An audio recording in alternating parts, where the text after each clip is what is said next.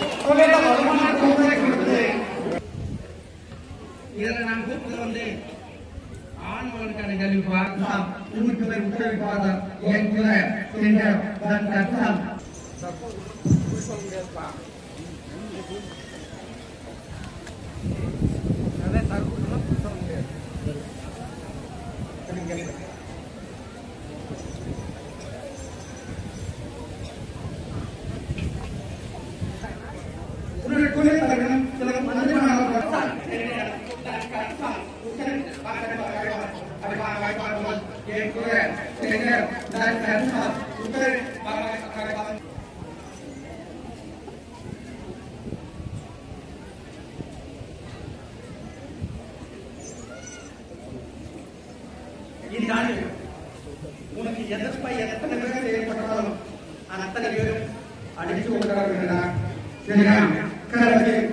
உன்னுடைய இடம் உனக்கு கையமாக உருவாக்கி கொடுத்தறேன்.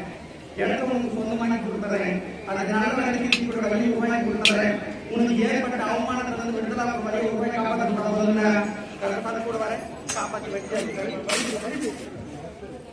வச்சு வழி அமைச்சோ. கருப்பசாமி இட பிரச்சனை மாற்றி வச்சுட்டாரு. உன் பொருளாட்சிகளை மாற்றி அமைச்சுட்டாரு. கருப்பசாமி கூட இருந்து வாழ வச்சுட்டாரு.